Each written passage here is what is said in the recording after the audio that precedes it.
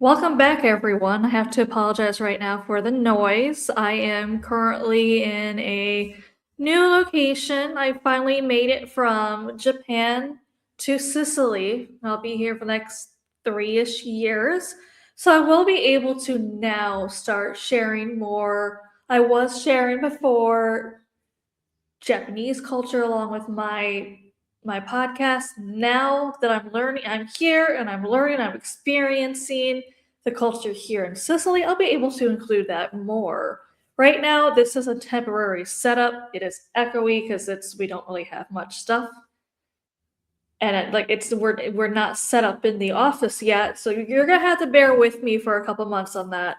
Unfortunately, it takes months for the military to send our house with goods. For some odd reason, it also has to be stored for at least a month or so inside a storage area in San Diego. I don't know why. That's also one reason why it takes such a long time to get here. And it's also daytime here in Sicily. Everyone's out mowing their yards. You might hear that in the background, so I do apologize now if you hear that. Definitely, though, when I do go out and about, check out the Phantom Navigator Facebook page. Follow it if you want to see some of the pictures I've been taking here in Sicily. Definitely check that out. I've been trying to get some good ones for you guys. You ever notice how the map feels finished? Like humanity looked at the planet, dusted off its hands, and said, "Yep, that's all of it. No blank spaces, no sea monsters, no dragons politely labeled, here be existential dread. Just clean edges. Just certainty." Which is exactly why this story is a problem. Because someone very official, someone, just found an eighth continent and nobody seems comfortable talking about it. They're calling it a geological emergence, which is science for we have no idea how this got here and we'd prefer you didn't ask. It started the way most unsettling things do, not with a bang, but with discrepancy. Satellite imaging, ocean floor mapping, the kind of quiet, obsessive surveillance we pretend isn't happening every second of every day. And then, a shadow where there shouldn't be one, a mass, too large to be a glitch, too solid to be ignored. At first, they thought it was data error. Then they thought it was a submerged plateau. Then someone cross checked older scans and realized something deeply inconvenient. It wasn't there before. You ever misplaced your keys? Imagine misplacing a continent. Now, they won't release full images, of course, they won't. But fragments delete. They always do. And the fragments don't agree with each other. Some say it's jagged, violent, like Earth pushed upwards in a hurry, as if it was trying to escape something beneath. Others describe smooth coastlines, too smooth, like they weren't formed by erosion, but designed.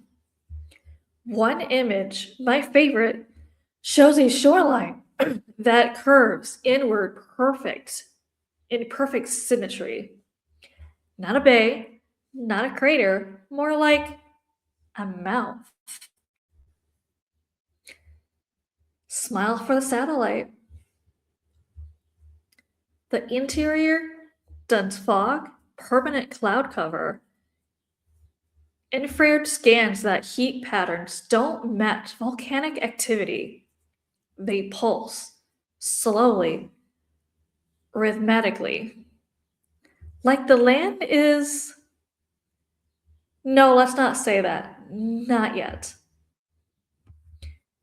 Expeditions were set, plural. That's important because officially, no one made landfall.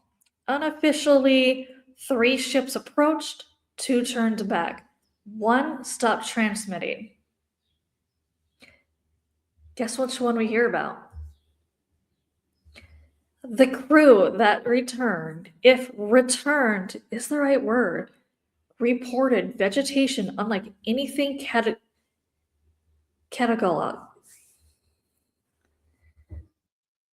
Forest where the trees grow in spirals instead of straight lines. Leaves that reflect no light. Not dark, just absent. Like looking at a hole cut out of reality.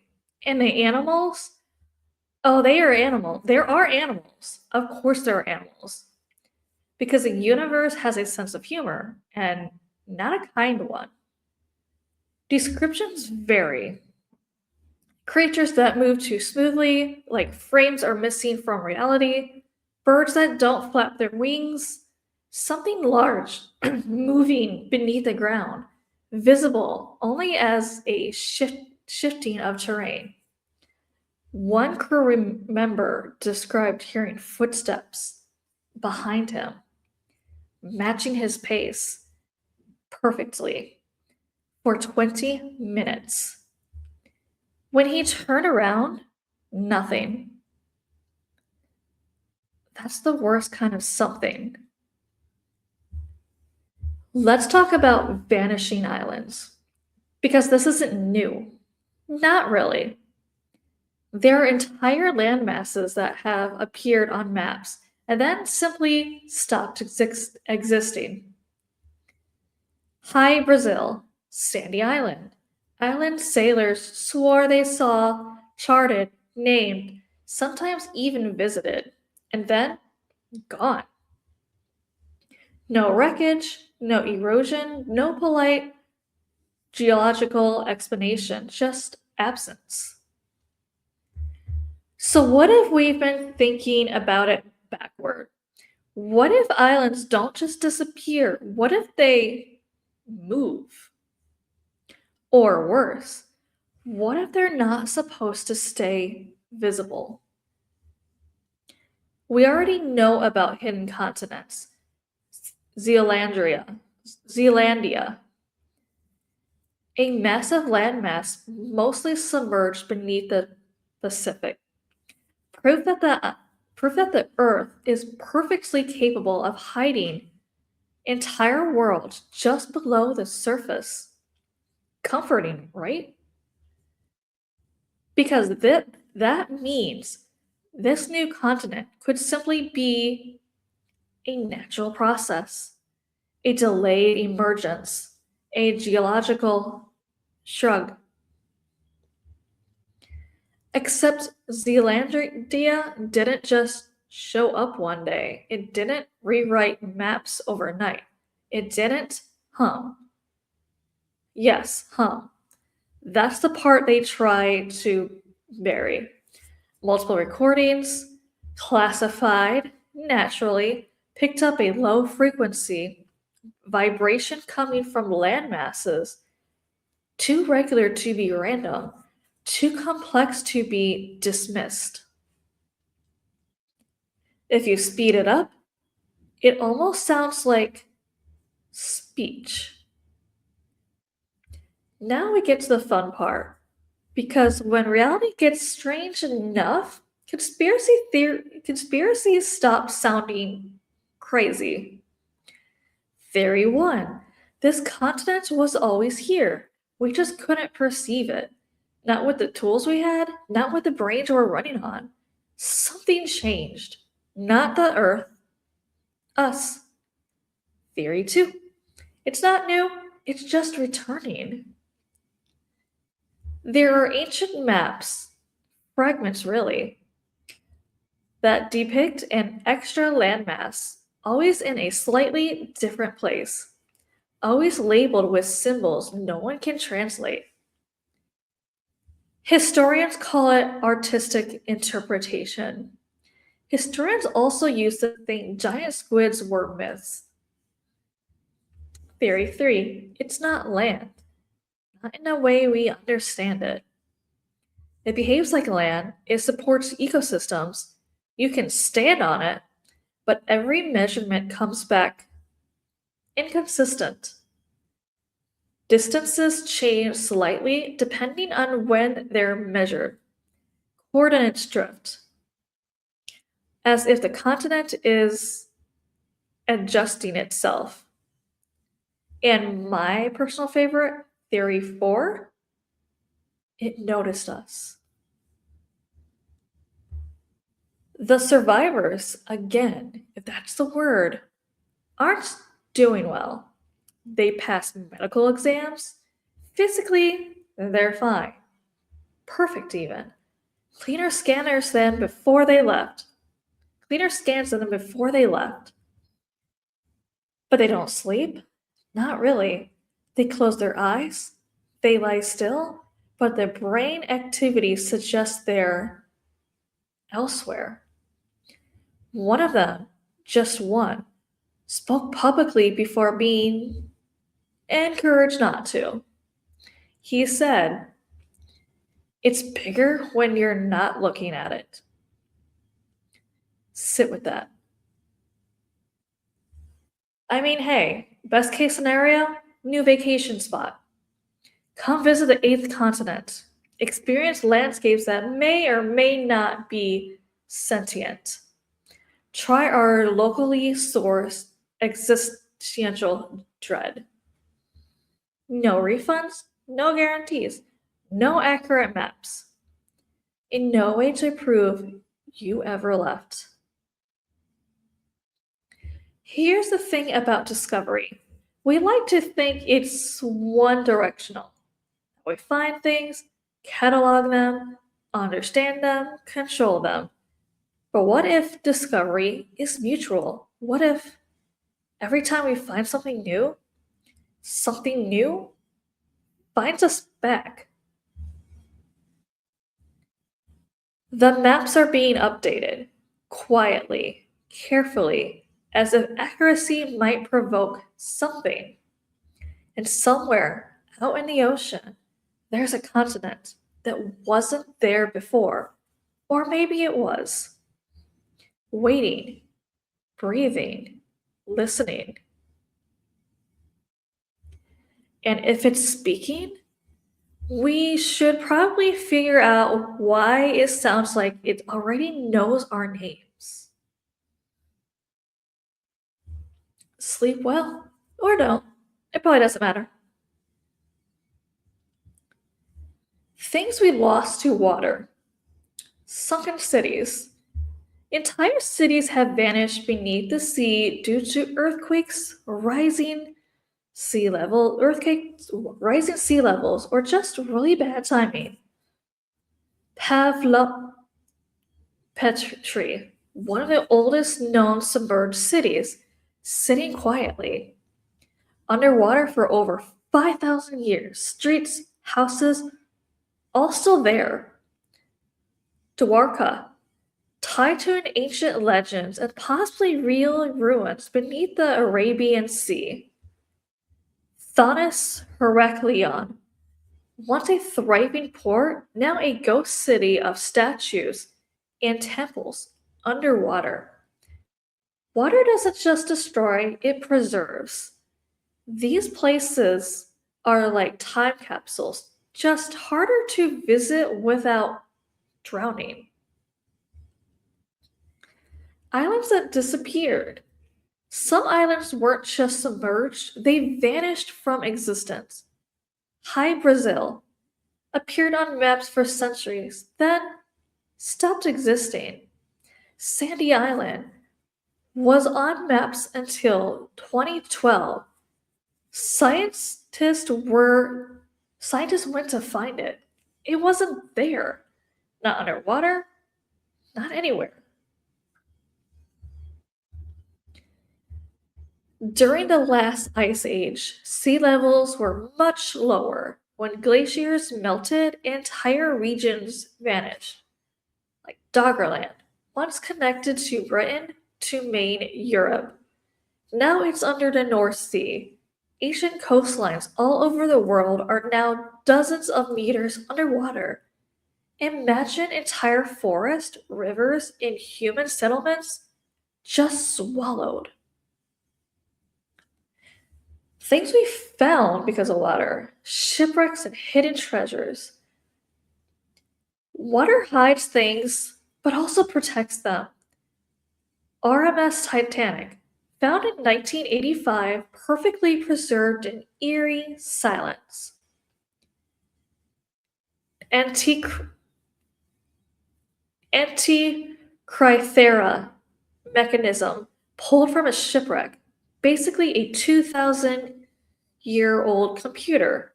Countless shipwrecks are still waiting to be discovered.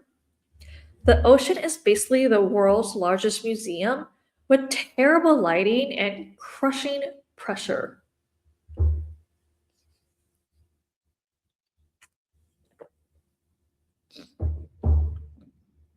Structures revealed by drought. When water recedes, it gives things back. Entire villages have reappeared in droughts across Europe. In Italy and Spain, old churches, roads, even graveyards have resurfaced. People have literally walked through places their grandparents watched disappear underwater. It's like the past briefly remembered itself. Water also hides things we didn't know existed. Deep sea hydrothermal vent ecosystems, life thriving without sunlight.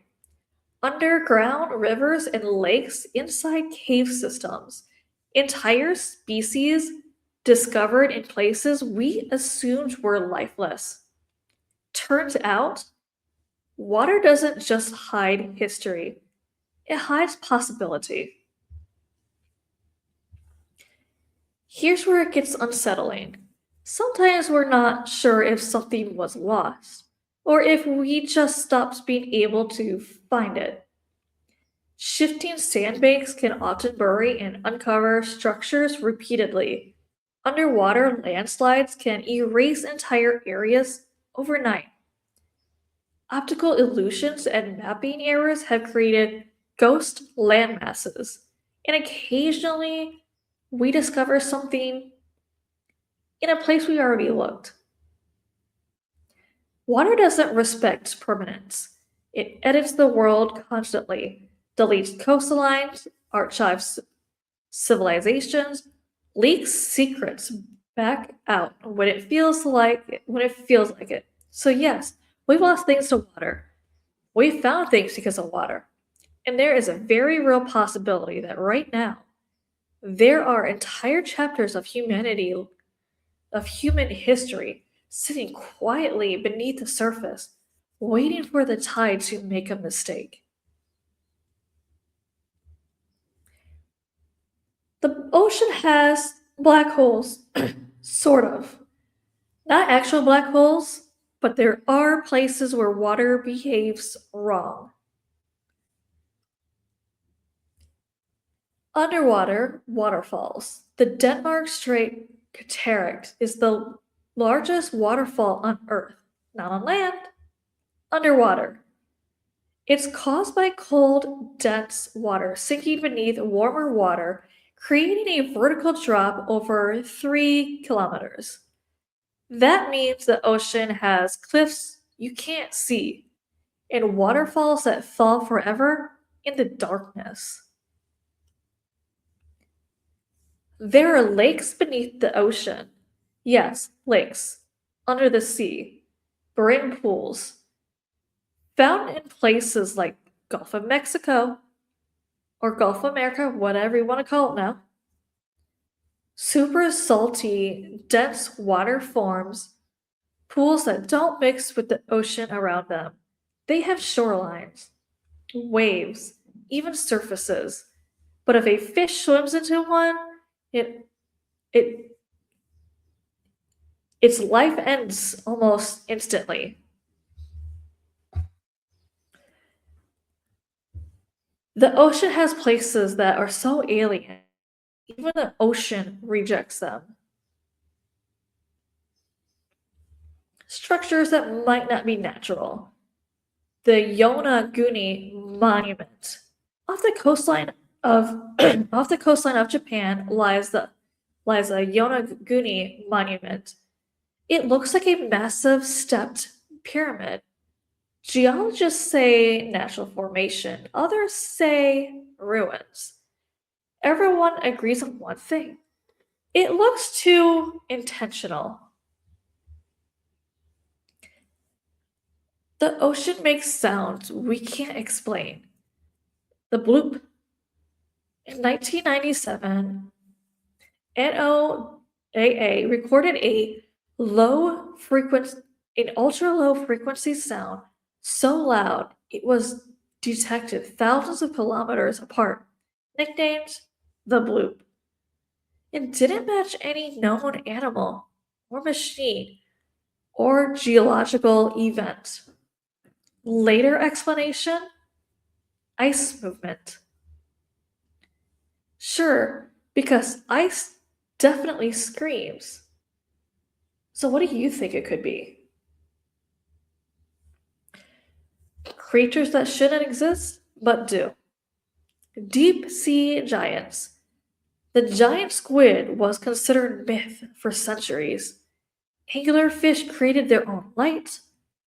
Some creatures are completely transparent or nearly invisible.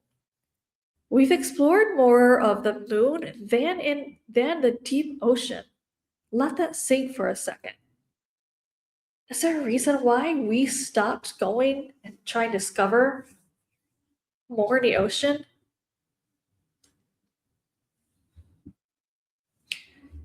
Entire rivers flow beneath the sea. Submarine rivers. There are actual rivers on the ocean floor, complete with currents and banks, caused by differences in salinity and sediment. Some are longer than rivers on land, invisible highways flowing through darkness.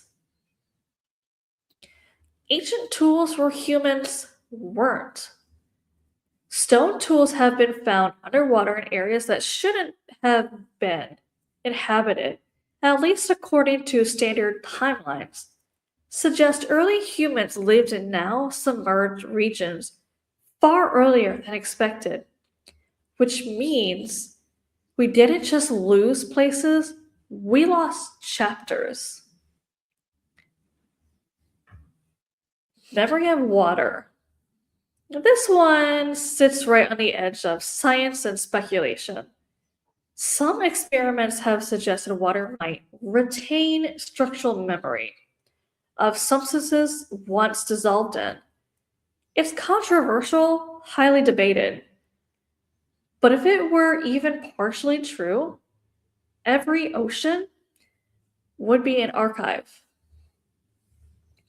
The ocean floor is moving. Not just tectonic plates, entire sections of seabed can collapse, slide, bury structures instantly. Underwater landscapes are among the largest geological events on Earth, and we barely notice them.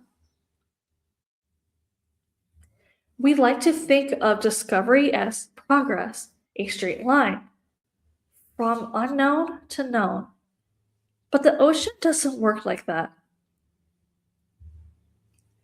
It's cyclical. You find something, you lose something, you find it again, different. And sometimes you don't know if what you found was ever meant to be found at all. The lost city of Atlantis and its unsettling cousins. Let's start with one that refuses to stay buried: Atlantis. Atlantis first appeared in the writings of Plato, not as a rumor, but as a warning.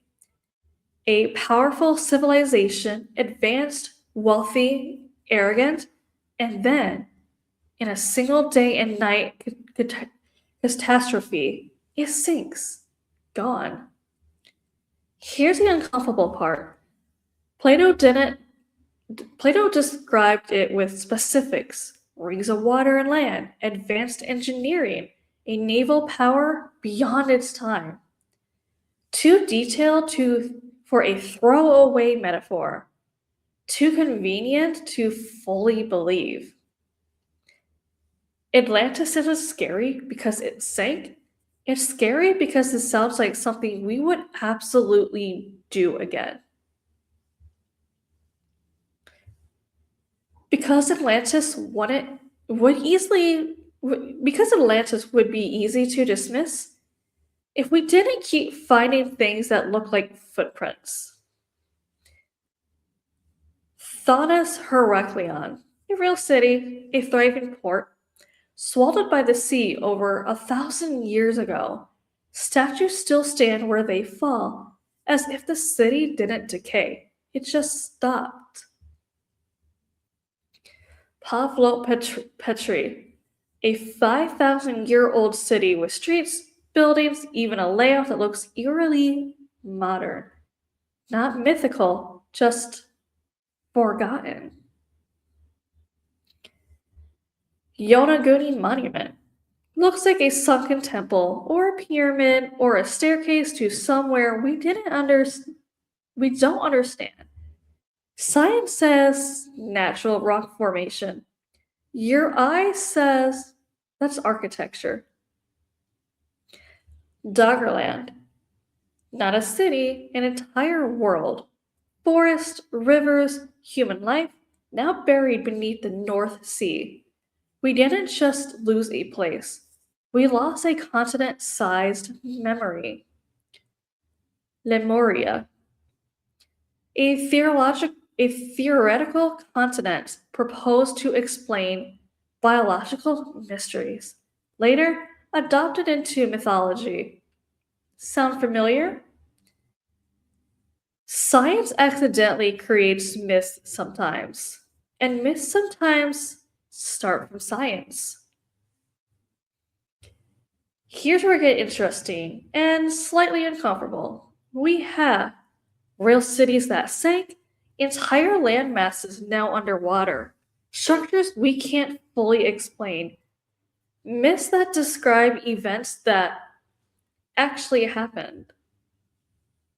So Atlantis becomes less of a question, did it exist? And more, how many times has this happened?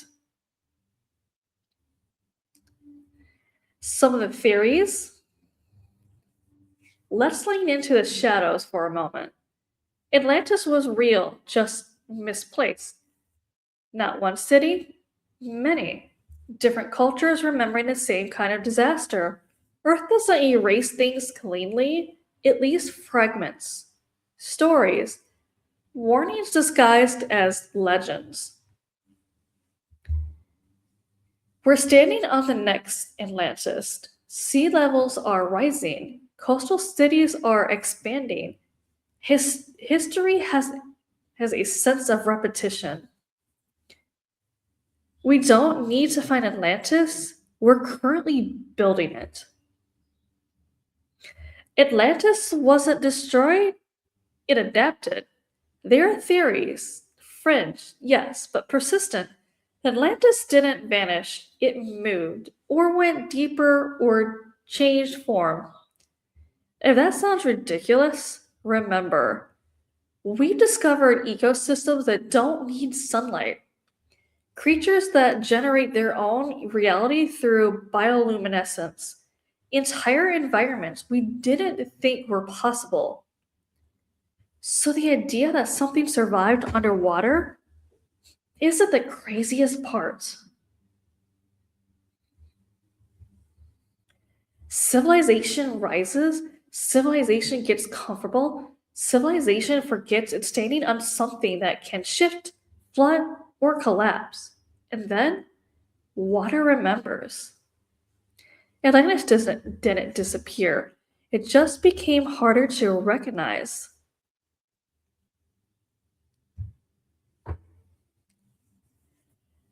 The ocean can erase things cleanly. Underwater, landslides.